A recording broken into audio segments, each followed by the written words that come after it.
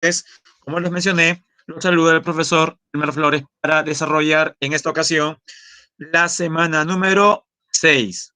Como usted ya sabe, corresponde a un tema de historia del mundo o historia del Perú, jóvenes. Correcto, Fabián. Como, no, de HP, de historia del Perú. ¿No? Y como nos dice Fabián en el chat, no se olviden de marcar su asistencia. Por si acaso, nosotros los docentes también, cada vez que entramos al aula o previo al ingreso al salón, ya también mandamos información del número de alumnos de la asistencia. Tengan cuidado con ello. No los van a retirar ni nada por el estilo, por si acaso, pero no está de más ser cuidadoso con la asistencia. Bueno, vamos a presentar nuestro material. Ahora que tengo el chat ahí abierto, puedo recién ahí ver los saludos, ¿no? De Fabián, de Fátima, de Claudia, de Carlos. Muy bien. Todos en general, no es necesario que escriban buenas tardes, pero saludos a todos, jóvenes. Bien, vamos a desarrollar, ¿qué tal, Andreita? Vamos a desarrollar en Historia del Perú la segunda parte de lo que usted conoce como las culturas preincas. Si hacemos más amplio el panorama, recordará, la semana antepasada les dije que el Perú prehispánico, a ver, es lo mismo que incas que hispánico. Es una buena interrogante para comenzar. Decir culturas preincas es igual a decir culturas prehispánicas. En el caso del Perú, dice, responda solamente sí o no. Mientras presento el material que corresponde a esta semana. Ya lo ubiqué. Ahí está. Más bien,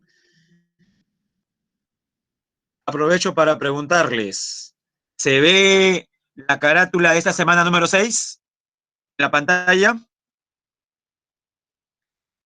¿Se puede observar, jóvenes? Gracias, por supuesto que se observa. Muy bien.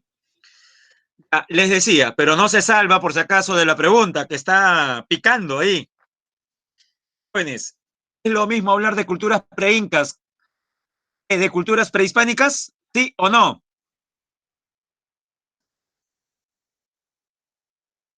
Parece que la pregunta está difícil. ¿Preincas es igual a prehispánicas?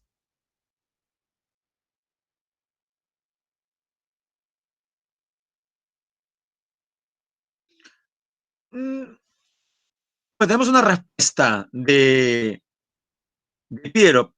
Dice que creo que no. Stephanie dice que no. Ajá. Carlos tiene una idea. Ya, escuche bien. Hispánico, como dice su nombre, se refiere a todas las altas culturas anteriores a la llegada de los españoles. Hispánico. Incas, como dice su nombre, se refiere a todas las altas culturas anteriores a los incas. Entonces, ¿es o no es igual? No es igual.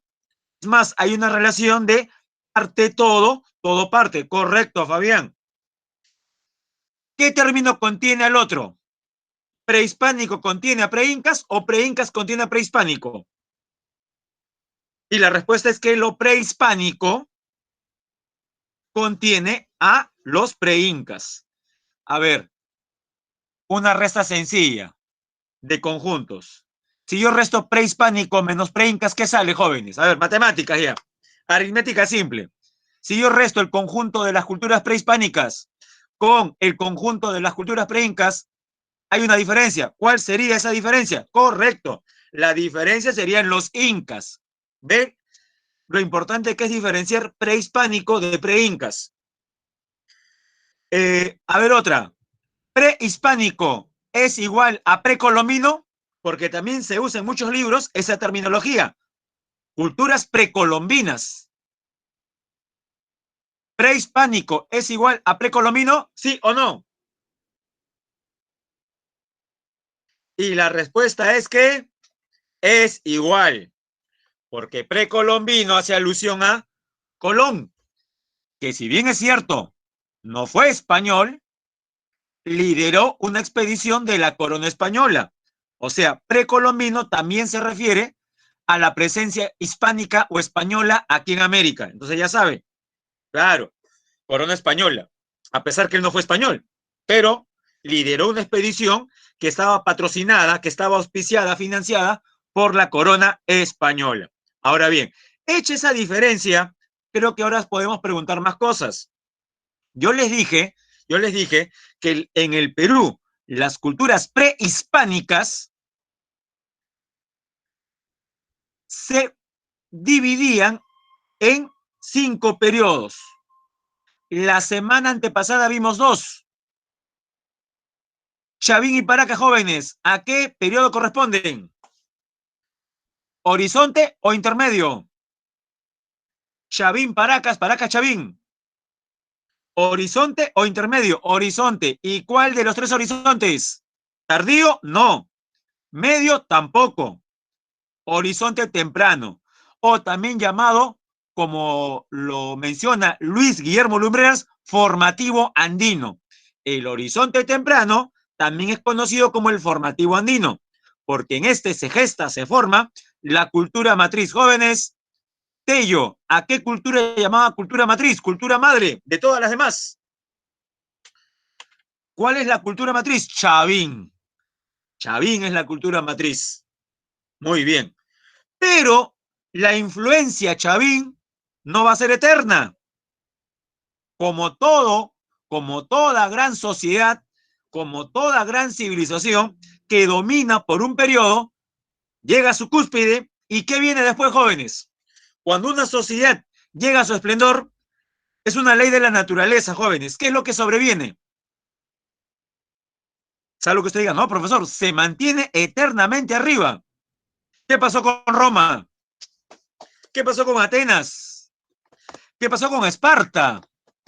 ¿Qué pasó con la Unión Soviética, jóvenes? ¿Qué viene después de un periodo de esplendor? Como dice Jean-Pierre, profesor, viene el momento F, ¿ya? Que Junior lo menciona mejor, al igual que Fabián, como la decadencia, el caos, ¿no? Aunque Carlitos Enrique lo relaciona con política o coyuntura política actual, ¿no? Electoral. Bueno, acá respetamos todas las opiniones. Obviamente no voy a leer lo que está escrito, porque nos desviaríamos del tema. Interesante lo que usted dice.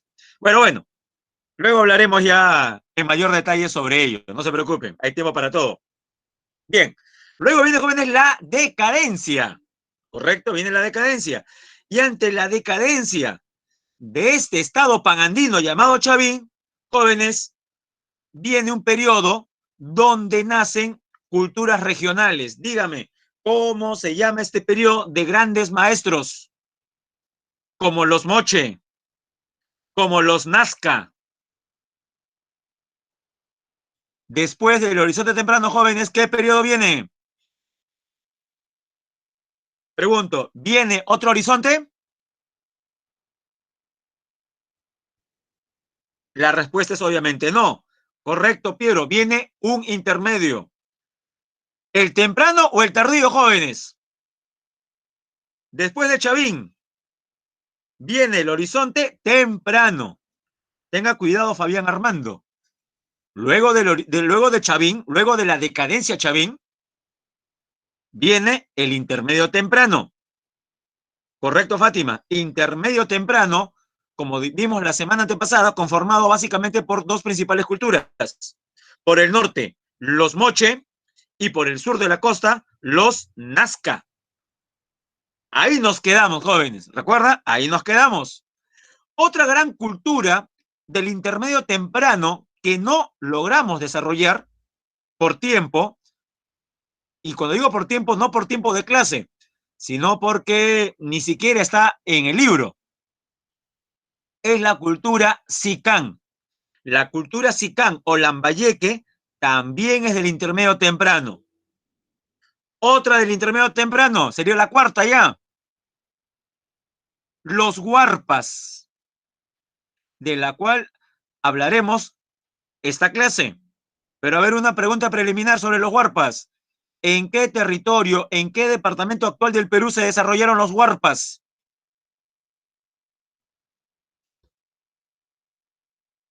Los Moche en la Libertad y hasta Lambayeque. Los Nazca en la parte sur de Ica. Sicán o Lambayeque en Lambayeque. ¿Y los huarpas jóvenes dónde? Puede googlear, ya que importa. Los huarpas se desarrollaron en qué región actual del Perú. Gracias, Junior. Correcto, Fabián. En Ayacucho. Los huarpas fueron de Ayacucho. No se olvide. Y en cuanto a periodo, al igual que los Mochi y los Nazca, son del intermedio temprano. Lo que pasa es que si combinamos las cuatro culturas, huarpas, Moche, Nazca y Sicán, y debemos escoger dos para su estudio, ¿cuáles serían las más evidentes respuestas? Moche y Nazca, por su importancia. Muy bien, claro, son más importantes, lo cual no implica que no hayan existido otros pueblos. Ahí les menciono dos más, Sicán o Lambayeque y los huarpas, de los cuales hablaremos después.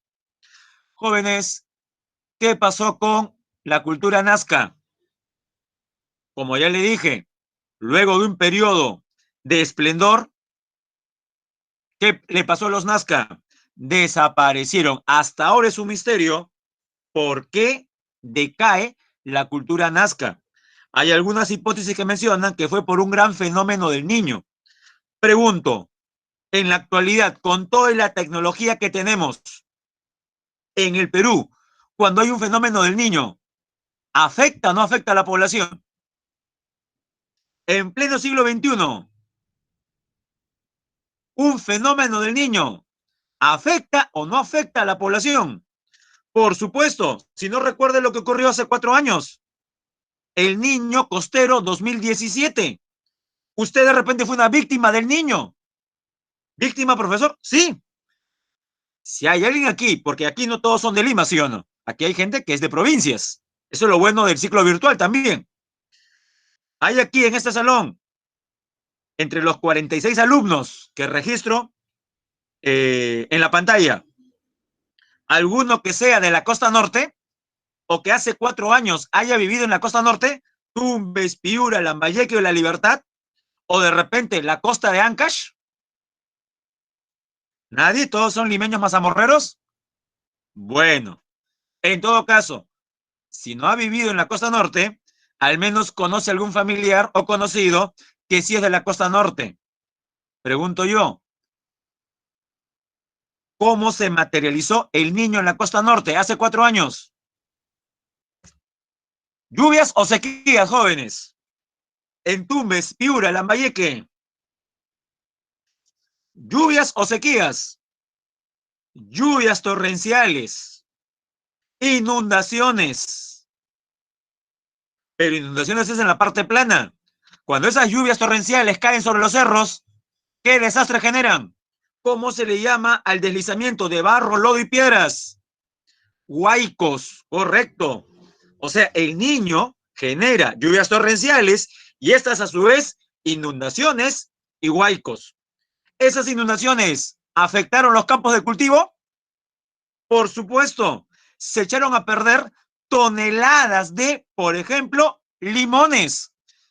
Por ahí recuerda más cosas usted. Recuerda que los limones se echaron a perder en Piura y que el limón aquí en Lima comenzó a ¿qué? ¿A abundar o a escasear? A escasear. Y la escasez del producto generó la subida del limón. ¿Recuerda cuánto el kilo? Luis recuerda 25. Pero alguien aquí de repente dirá, profesor, ahora que lo menciona, cuando fui al mercado hace 4 años, llegó a estar 30, 35, 40, 45 soles el kilo de limón. Ya, eso fue una consecuencia del fenómeno del niño, entre otras mucho más graves. Ahora, usted dirá, profe, ¿por qué no menciona todo esto, así del presente? Para que tenga una idea, si en la actualidad, con todo y los avances de los cuales gozamos, el niño afecta a la población peruana, usted se imagina cómo afectó el niño a los Nazca? Esa es la teoría, esa es la hipótesis más probable, que un gran fenómeno del Niño haya originado justamente la falta de comida a la población nazca. Población nazca que no solamente vivía de la agricultura. Jóvenes, Ica tiene salida al mar. ¿Qué pasa con la anchoveta? ¿Qué pasa con la sardina? ¿Qué pasa con el jurel y la caballa? Producto del Niño. ¿Abunda o escasea?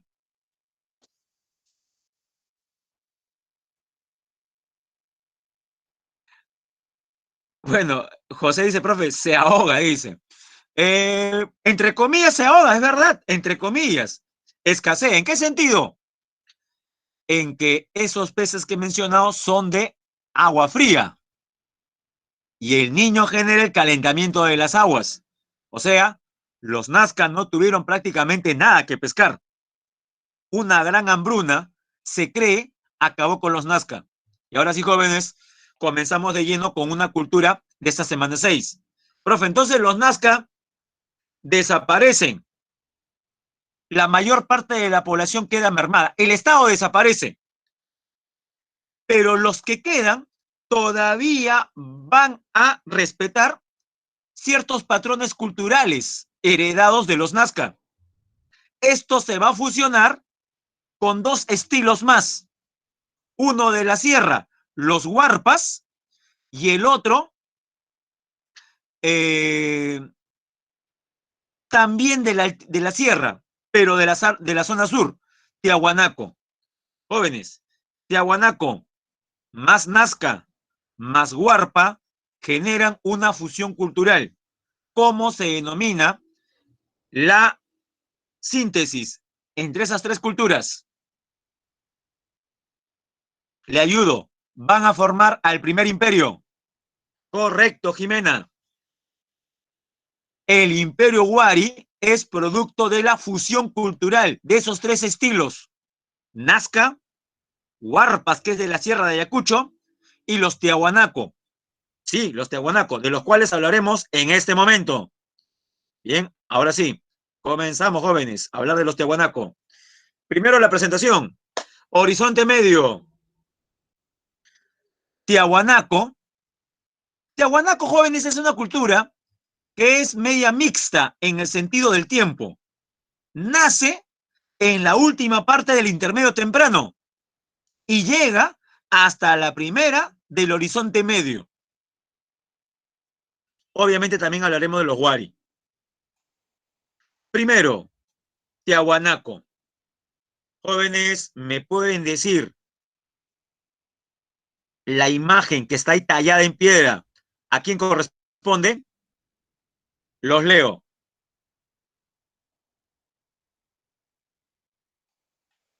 Esa es la máxima divinidad Tiahuanaco. Eh, es verdad, Junior. Algunos relacionan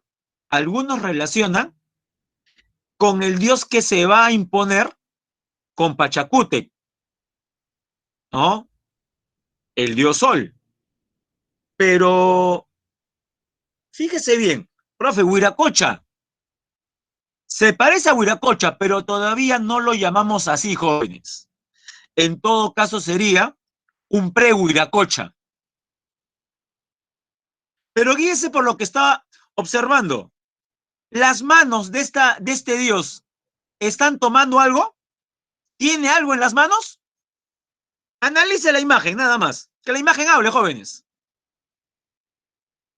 Ajá. En cada mano tiene un báculo, una vara, un cayado sagrado, como símbolo de poder. Por esa razón se le llama, como dice Junior, el dios de los báculos, el dios de las varas. Profe, para mí son bastones, ya, bastones si gusta, pero se le suele llamar más de esa manera, o dios de los báculos o dios de las varas. Aunque otros también le llaman dios llorón. ¿Nota usted por qué algunos arqueólogos le llaman dios llorón? ¿O cree que es algo exagerado? ¿Hay algo que relaciona esta figura con el sollozo o las lágrimas generadas por llorar? Repito, nuevamente, fíjese en la figura. De los báculos ya entendemos por qué se llama así. Ahí no hay ningún problema. Se nota en la imagen. Pero, repito, note usted la razón por la cual algunos especialistas le llaman Dios llorón. Por lo visto no. Entonces yo le voy a explicar qué es lo que notan algunos. A ver, veamos. Si usted observa muy bien, debajo de los ojos de esta divinidad hay unas marcas que seguramente muchos de ustedes pensaron, profesor, yo pensé que era la erosión generada por el tiempo, por la lluvia, por el viento. No, jóvenes, eso ya ha sido marcado por los artesanos de esa manera. Para algunos son lágrimas que salen obviamente de los ojos de esta divinidad. De ahí que le llamen Dios llorón. Y mire, está acompañado en esta escultura por réplicas de decenas de diosesillos, más pequeños, obviamente, que el dios de los báculos. Muy bien, proseguimos. Centro político se desarrolló en la meseta del Collao. Jóvenes, si decimos meseta del Collao, ¿de qué departamento del Perú estamos hablando? Escribe en el chat. Muy bien, la región Puno. ¿Y cree usted que esa meseta que nosotros llamamos Collao termina en el Perú o se expande por Bolivia? ¿La meseta del Collao es enteramente peruana? No. Se expande, correcto, por territorio boliviano. Es más, en territorio boliviano tiene mayor tamaño. O sea, la cultura tiahuanaco no es netamente peruana. Sería en todo caso binacional, como el nombre de un equipo de fútbol, ¿no? Binacional, porque abarca los territorios actuales de Perú y Bolivia. Tanto así, jóvenes, que esa imagen del dios llorón o dios de los báculos presente en una escultura no está en territorio peruano. La imagen que analizamos hace un momento no está en el Perú. Pregunta, ¿dónde está entonces? Si no está en el Perú. Si algún resto tiahuanaco no está en el Perú, respuesta, ¿en qué país está? En Bolivia. Profe, en Bolivia sí. En la parte alta de un monumento que usted conoce como la portada del complete. En la parte alta de la portada del sol. ¿Cómo se dice sol en quechua, jóvenes? ¿Cómo se dice sol en quechua? Inti.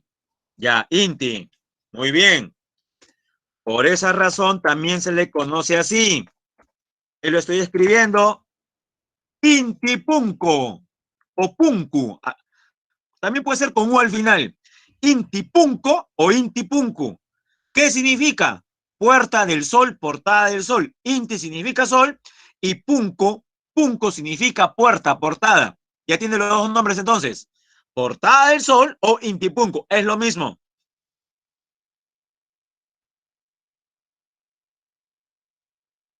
Bien.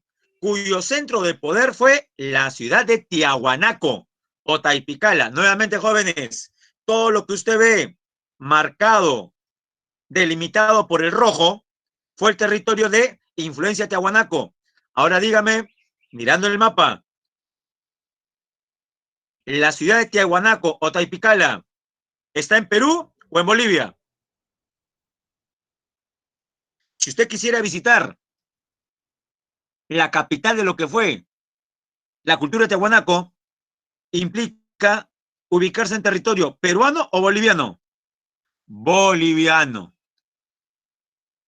Esa localidad llamada Tiahuanaco, que fue la capital de la cultura de Tiahuanaco, se encuentra en Bolivia. También llamada Taipicala. Muy bien. Sigamos. Economía. Esto es importante, jóvenes. A diferencia de las otras culturas, la economía tiahuanaco estuvo basada en la ganadería. La ganadería va a ser la actividad más importante. En las otras culturas es la actividad agrícola. Profe, ¿por qué no la agricultura?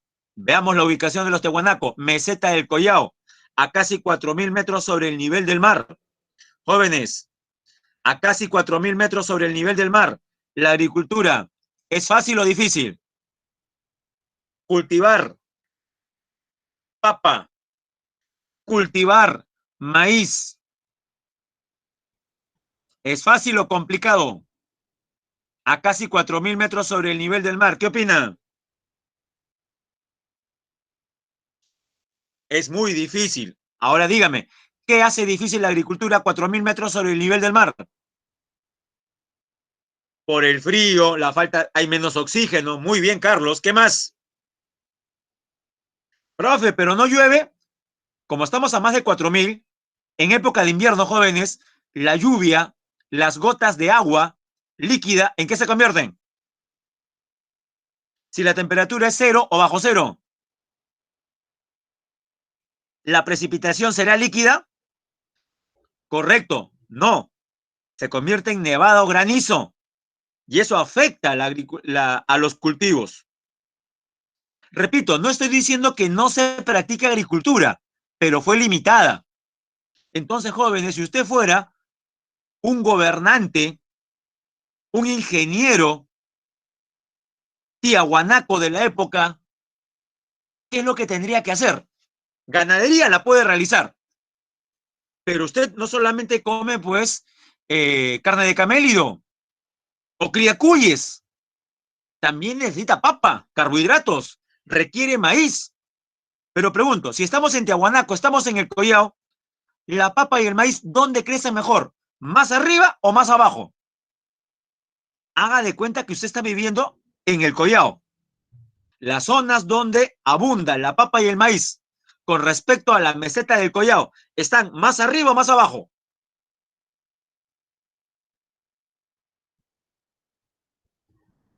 Están en la parte baja, correcto. Están más abajo. Profe, entonces, ¿qué hicieron los Tiahuanaco? Hicieron el llamado control vertical de pisos ecológicos, jóvenes. El control vertical de pisos ecológicos. Si alguien tiene alguna pregunta, miren, si tuviéramos 2 horas no tendría inconvenientes en pausar la explicación y ante la duda de un compañero de ustedes, decirle, a ver, ahora active el micrófono y dígalo para que sea más rápido.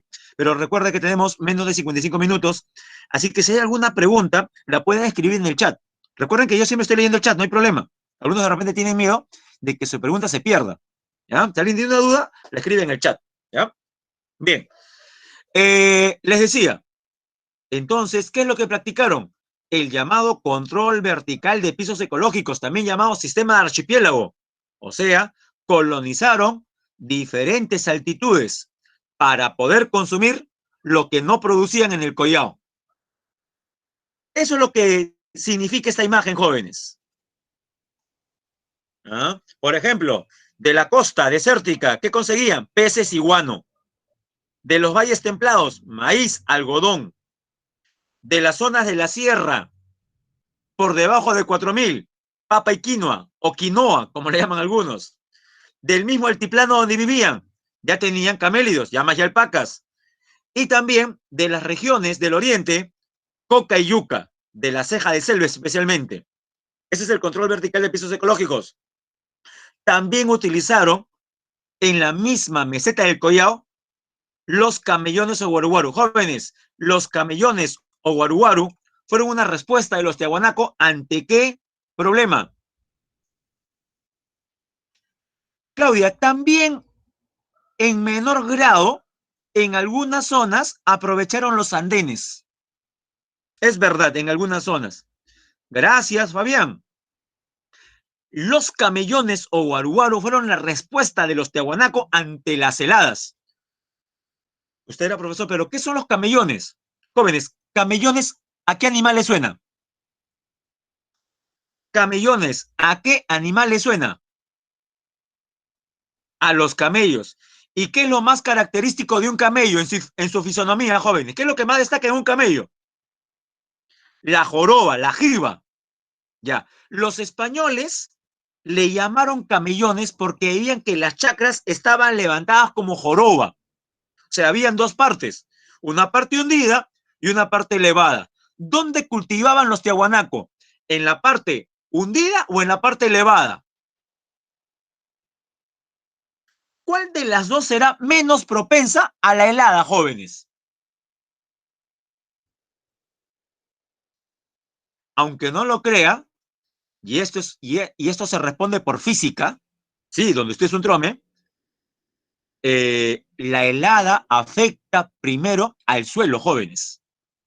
La helada. Lo que pasa es que algunos están confundiendo con nevada. No, yo no hablo de nevada, hablo de la helada. No es lo mismo nevada que helada. La nevada es la precipitación, la nieve que cae. La helada, jóvenes, la helada es la temperatura, es el cambio de temperatura brusco. Podemos estar en la sierra a 2 o 3 grados centígrados frío y en cuestión de minutos u horas, de más 3 grados centígrados, de más 2 grados, bajar a menos 15. Ese cambio, ese descenso brusco de temperatura de más 3 a menos 15, ¿correcto? Genera dos tipos de heladas. Hay helada blanca y helada negra. La más perniciosa es la llamada helada negra. Es ese hielo que quema. No sé si alguna vez usted ha tenido contacto con un hielo que al ser tocado por usted arde. Me imagino que al menos una vez ha hecho eso en un laboratorio. Ya, ese tipo de helada. Pero jóvenes, no vamos a ahora dividir helada blanca y helada negra. Simplemente llamemos helada. Ajá. Es correcto lo que menciona Carlos, ¿no? El agua libera calor en la noche helada también, es verdad. Entonces, se va a cultivar en la parte elevada. También se llaman guaruguarus, jóvenes. Era para combatir la helada. Sigamos. Cerámica. Destacan los pebeteros, que eran como saumerios. Profe, no entiendo, ¿qué eran los pebeteros? Ya, eran cerámicas o huacos en forma de animales, como camélidos. Y en la parte del lomo de la llama o de la alpaca, colocaban una pequeña hendidura para ahí colocar, por ejemplo, algunas plantas aromáticas que al ser quemadas generaban una humareda, algo así como incienso. Los pebeteros tenían un uso ritual. También en los ritos se usaban los vasos ceremoniales. Si usted se trata por ese vaso ceremonial tiahuanaco, se va a parecer bastante a lo que los incas van a llamar como. Los incas van a usar ese modelo, pero en el caso de los incas, ya cómo se van a llamar estos vasos de boca ancha, jóvenes. Creo que usted sabe la respuesta. Ya durante el imperio de los incas, ¿cómo se van a llamar estos vasos? El quero. Muy bien, Claudia. Profe, entonces le podemos llamar quero a este vaso ceremonial tiahuanaco, todavía no. Quero es el término netamente inca, pero como podemos darnos cuenta, los queros incaicos van a usar como base una cerámica tiahuanaco. Como dijimos hace 2 semanas, los incas no crearon mucho. ¿Recuerda qué palabra utilizamos hace 2 semanas, hace 4 semanas? ¿Cuál es el principal mérito de los incas, jóvenes? Haber sintetizado, correcto, o como dice Carlos, profe, copiaron, haber sintetizado los aportes de pueblos anteriores. Muy bien. Con respecto a la arquitectura, mire la imagen.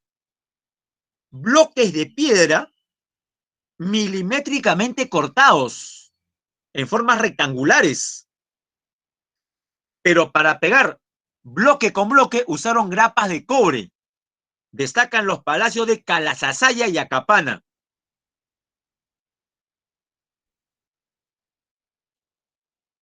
Escultura. La primera imagen, ya la vio usted, es la portada del sol, con el culto al dios de los báculos, o también llamado dios qué. Jóvenes, escríbanlo en el chat, está entre paréntesis. Al dios de los báculos, también, ¿cómo se le llama? Dios llorón, no se olvide, es el mismo dios, dios de los báculos o llorón. Y a la derecha, el monolito. Profe, ¿por qué monolito? Porque esta escultura corresponde a una sola pieza de roca. También se encuentra en Bolivia, como la portada del sol. Ahora sí, jóvenes, el primer imperio de los Andes. Los Wari. Centro político. La capital se ubicó en Ayacucho, ciudad de Viñaque, en la actual provincia ayacuchana de Huanta. Fue un estado centralista y expansivo, alcanzando la costa, sierra y ceja de selva, incluso el Cusco. Jóvenes, ahí pueden ver ustedes la expansión de los Wari. Si controlaron buena parte de los Andes, jóvenes, ¿de qué tipo de estado estamos hablando? Wari, ¿fue un estado de qué tipo? ¿Regional o panandino? Panandino. Al igual que Chavín y luego los incas, Wari corresponde a un estado panandino. Origen. Síntesis de tres culturas que ya mencionamos. Una de la Sierra de Ayacucho, los Huarpas. Una de la costa, Nazca. Y una del altiplano, que ya vimos, Tiahuanaco. Ahora, ¿cuál de las tres va a influenciar más en la cultura Wari, jóvenes? Eso está fácil, ¿ah? ¿Cuál de las tres va a ejercer mayor influencia en estilos, en iconografía, en religión? Respuesta, los Tiahuanaco. Los Tiahuanaco de las tres culturas van a ser la de mayor influencia. Por eso es que al inicio muchos confundían a Tiahuanaco y Wari. Pensaban que era una sola cultura.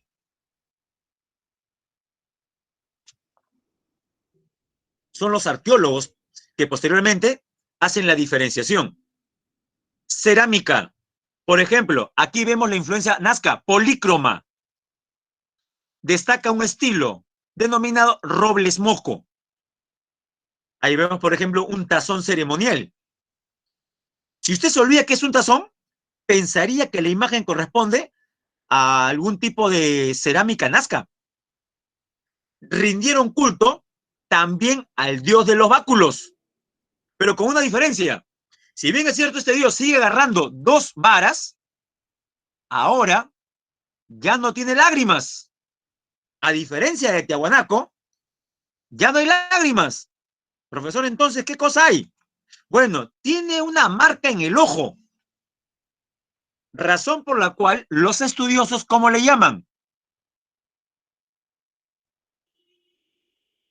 Algunos creen que esa marca simboliza que veía doble. ¿Cómo se le suele decir en forma, no sé si vulgar, pero bueno, a las personas que ven doble o tienen esa anomalía visco? Por eso también le llaman Dios visco, porque tiene una irregularidad en el globo ocular, o parece que la tuviera. O sea, pasamos del Dios llorón al Dios visco. Repito, es el nombre que le ponen los especialistas. Arquitectura, jóvenes, este es el principal aporte de los Wari. ¿Cuál? Jóvenes, ¿cuál es la ciudad del Perú que tiene más universidades?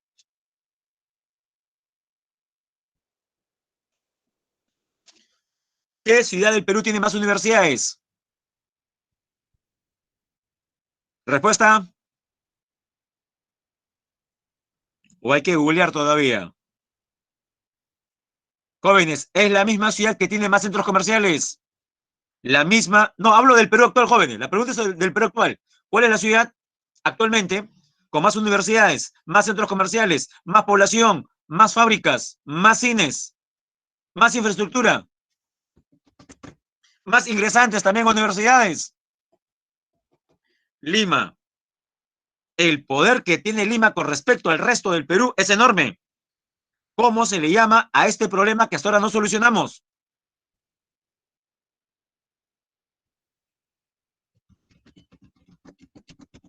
Y que incluso se nota en esta segunda vuelta electoral. Se llama centralismo, producto de un proceso llamado centralización del poder. Profesor, ¿y por qué menciona lo de Lima y su centralismo? Porque ese problema también lo van a enfrentar los Wari. Se dieron cuenta que la capital tendía a centralizar todo el poder. Entonces, para evitar que el poder esté centralizado en detrimento del resto del imperio, ¿qué desarrollaron? Que las provincias del imperio Wari también tengan las condiciones para desarrollarse. Es lo que se conoce como ciudades, cabezas de región. Planificaron ciudades. No para que rivalicen con la capital, sino para que complementen la economía. Ese es el principal aporte de los Wari jóvenes. La descentralización del poder a través de una revolución urbana. No se olvide, ese es el principal aporte de los Wari. Construcción de cabezas de región. Centros administrativos como Viñaque, Piquillacta, Pachacamac, etcétera. Construcción de una red de caminos. Jóvenes, si hablamos de red de caminos, ¿los incas hicieron algo parecido? ¿Los incas también desarrollaron alguna red de caminos? Por supuesto, ¿cómo le conocemos a esta red de caminos? ¿Puede decirme el nombre en español? Los caminos del Inca, o como dice Junior en quechua, el Capacñán, es lo mismo.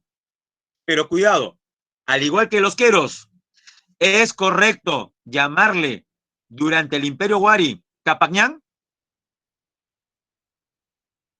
Todavía no. Muy bien, todavía no. O si gusta de repente para que no se le olvide, sería una especie de Capacñán Wari, ¿no? La previa a los caminos del Inca, pero no se estila llamarle Capacñán a esa red de caminos. Sigamos. Jóvenes, como dije varias veces, nada es eterno. ¿Qué pasó con el Imperio Wari?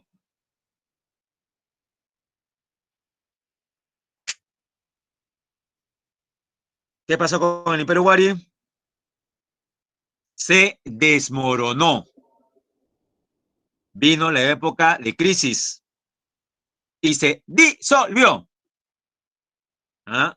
Se disolvió el Imperio Wari. Cuando una cultura panandina, hemos visto, se disuelve, aparecen como respuesta. No se olvide una regla de la física que se cumple en la historia. Toda acción tiene una ¿qué? Toda acción tiene una reacción. Entonces, ante la desaparición de un estado panandino, florecen ahora ¿qué? ¿Cuál es la reacción, la respuesta a esto?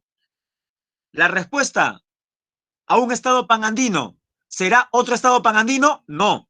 Serán muy bien, Jimenita, estados regionales, señoríos regionales.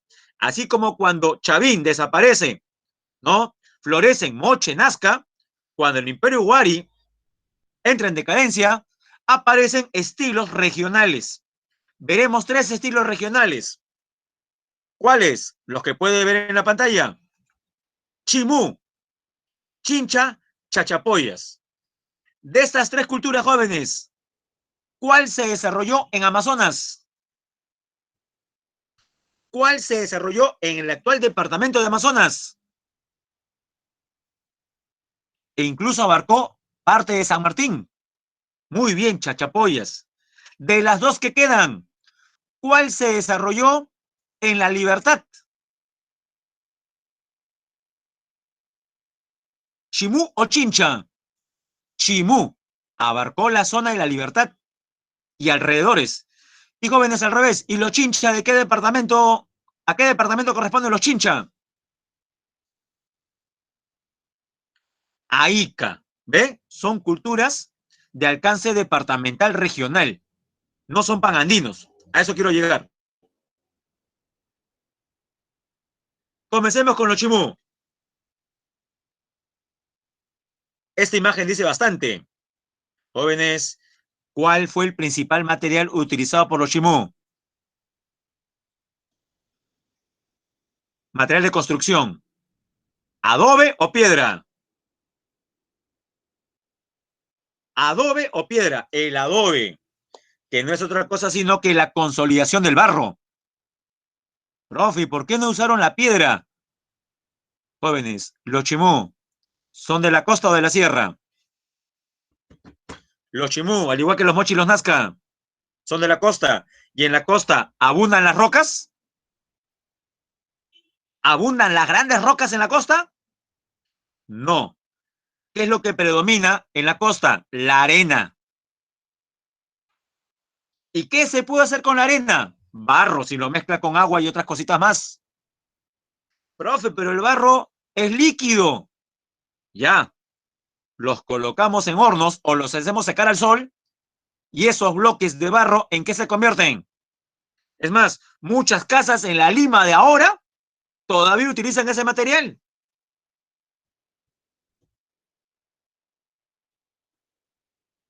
¿De qué material estamos hablando? ¿Concreto? No. Jóvenes, el barro solidificado, ¿cómo se llama? En forma rectangular. No tengan miedo de decirlo. Es más, quien habla, parte de su niñez vivió en una casa de adobe. Eso se llama adobe. Y dígame, ¿el adobe comparado con el concreto es más estable? ¿El adobe resiste la erosión comparado con el concreto? No. Si el material principal, jóvenes, en la costa hubiese sido la piedra, mamita, jóvenes, los restos que tendríamos en toda la costa peruana serían espectaculares. Yo sé que muchos de ustedes cuando han visitado una huaca, de repente han dicho, ¿qué? ¿Tanto para esto? Yo no veo nada. Es más, la gente que dice, yo veo aquí solamente un cerro destruido.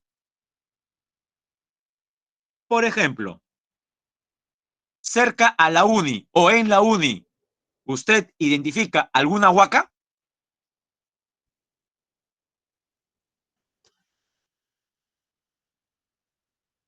Por supuesto, la famosa Puerta 7, al costado del Hospital de la Solidaridad, a unos cuantos metros del supermercado Metro, en la avenida Tupac Amaru. ¿Se ubica? Ahí, en la misma Tupac Amaru, por suerte cercado, se encuentra la Huacaliaga. Ahora usted pensará, ¿y por qué la protegen si prácticamente no hay nada que robar ahí, no tiene nada espectacular? Puede ser, así se ve ahora. Pero ¿saben por qué se ve ahora así? Aparte de del vandalismo de la gente y el descuido, también se ve así porque, jóvenes, el adobe que está hecho de barro, ante las lluvias torrenciales generadas por el fenómeno del niño, ante el paso del tiempo, ante la erosión eólica, resiste, es buen material resistente ante la erosión. El barro, no. Por eso está derruido. No resiste. Y son siglos de siglos de siglos. Pregunta, ¿qué hubiese pasado si, por ejemplo, la Huaca Liaga hubiese sido construida con piedras, tipo Machu Picchu, tipo Sacsayhuamán, o tipo el Palacio de Calasasaya, Tiahuanaco? ¿Se conservaría la mayor parte de la construcción, así como le hicieron los Chimú o los Moche más atrás? Por supuesto. ¿Y saben de qué tamaño serían esas pirámides truncas? Del mismo tamaño de Chichen Itzá. Me refiero a la cultura maya, que sí hay que admitir.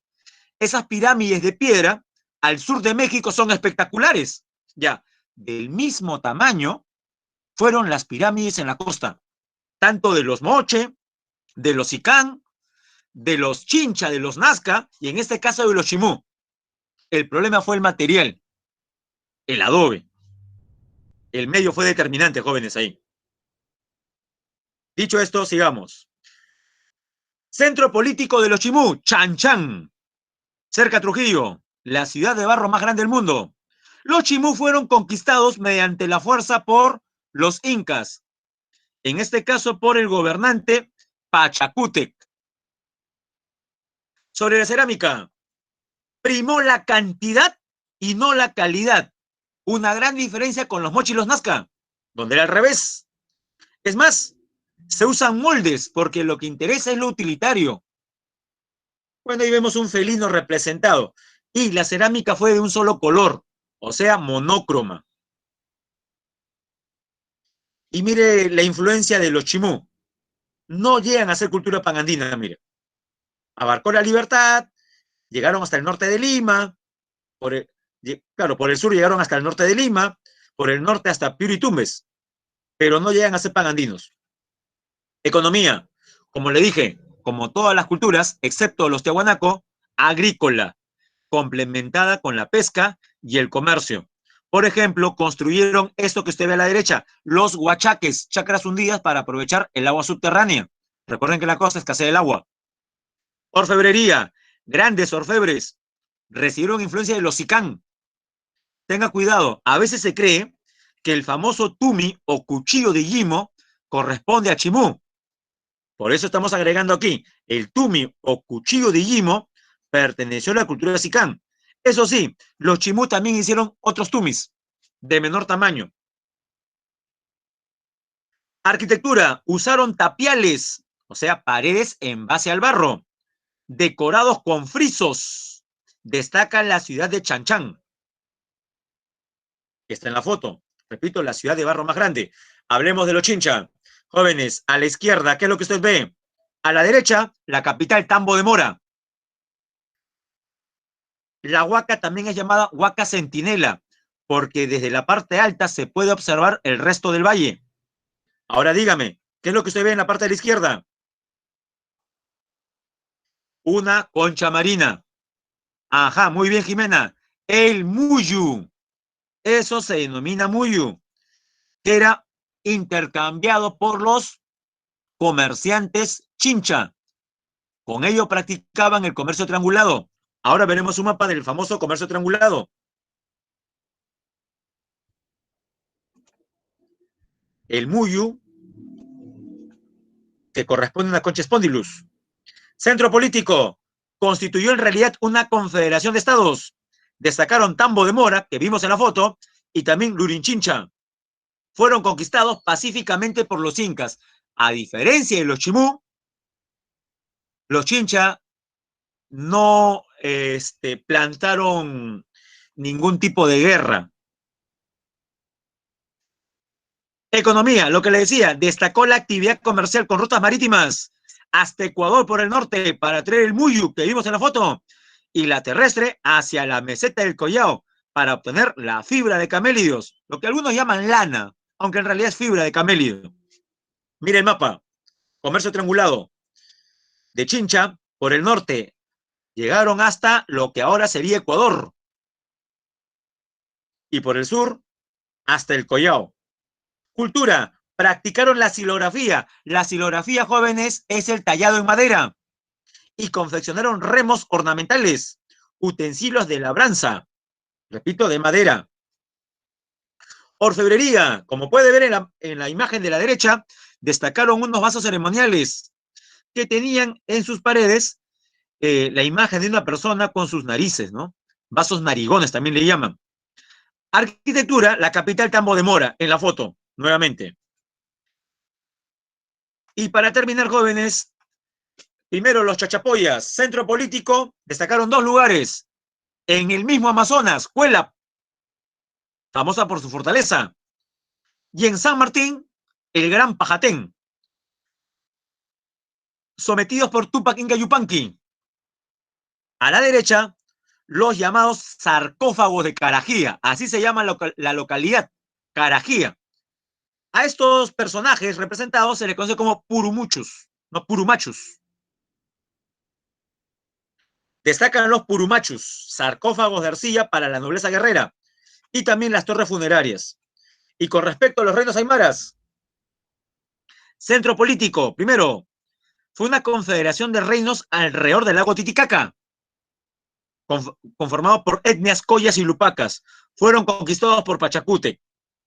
Tecnología agrícola, continuaron las técnicas de los pueblos de la meseta del Collao, herederos de los Tiahuanaco. Predominó la ganadería, al igual que los Tiahuanaco. Y aquí podemos ver, por ejemplo, algunas tumbas funerarias, torres funerarias, como las de Siyustani. Bien, jóvenes, ahora, antes de ver la Champions, vamos ¿no? a dejar de compartir y a dar las claves respectivas. ¿Están preparados? Espero que sí. Vamos con las claves, jóvenes. Pregunta número 1.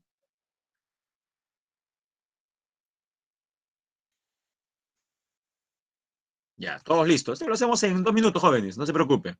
Su almuerzo no se va a enfriar. Me escriben en el chat si se está observando la primera pregunta. ¿Se observa, jóvenes?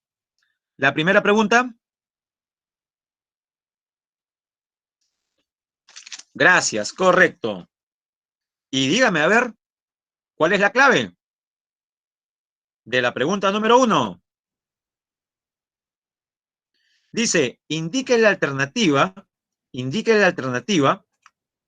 que corresponde al periodo del horizonte medio, o sea, Tiahuanaco-Huari. Y la respuesta es la E. Se caracterizó por la expansión de tradiciones culturales hacia otras regiones, lo típico de un estado panandino. Influencia de Huari sobre la mayor parte de los Andes. Entonces marcamos 1E. Prosigamos. 2.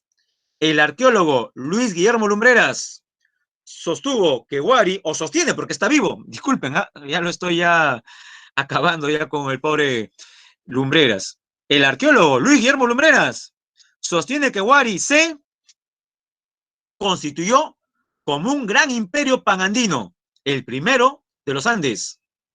2. La D. 3. El estado Huari en su origen y constitución recibe la influencia del pueblo Huarpa. ¿Cuál es esa influencia Huarpa? Y la respuesta es la C. La base demográfica, o sea, la población que llegaron a adquirir y asimilar. 3. Casa. 4. La siguiente imagen. La vimos a colores, jóvenes. En la siguiente imagen se muestra una manifestación cultural que pertenece a la cultura de Chachapoyas, jóvenes. Si la imagen 4 corresponde a cultura de Chachapoyas, ¿cuál es la clave? ¿A qué periodo corresponde?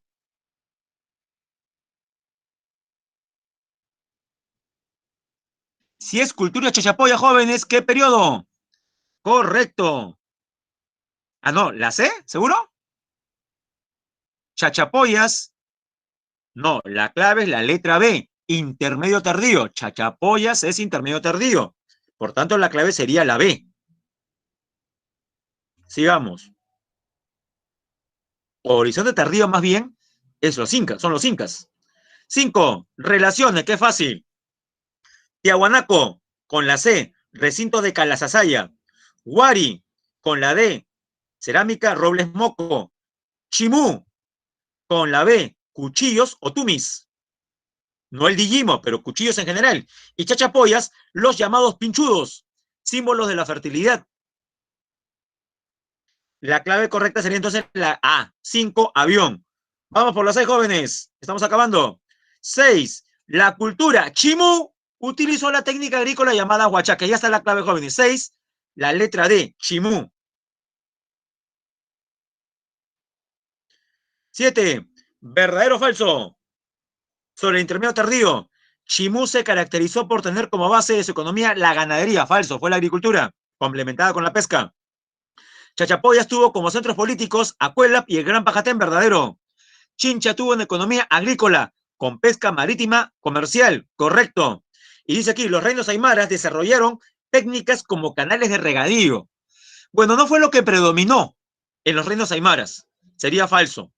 Por tanto, la clave correcta sería la letra B. Falso, verdadero, verdadero, falso. 7. Barco. 8. Fue un sistema de caminos utilizado para la movilización del ejército y de los funcionarios. ¿Esto dónde? En el estado Huari, con su red de caminos. 8. La D. 9. Identifique el orden correcto. Y el orden correcto lo encontramos en la letra C, que dice, primero fue Huari, horizonte medio, reinos aymaras, intermedio tardío, e incas, horizonte tardío. La clave sería la C. Y por último, la 10. Identifique las siguientes expresiones que pertenecieron al horizonte medio. Vale decir, Tiahuanaco Huari. Construyeron camellones o guaruguaru. Verdadero. Practicaron la silografía. Eso es de los chincha, trabajo en madera. Falso. Fueron grandes orfebres. Eso corresponde a los intermedios. Temprano, en el temprano tenemos a Sicán, a Moche también, y en el tardío tenemos a los chimú. No corresponde al horizonte medio. Y 4, técnica del robles moco, cerámica Wari, verdadero, sería 1 y 4. Clave, la A. 10 avión, 1 y 4. Mis jóvenes, llegamos a la parte final. Voy a dejar de grabar. Gracias, Fabián. Esas son las claves. Esas son las claves. Vamos a detener la grabación.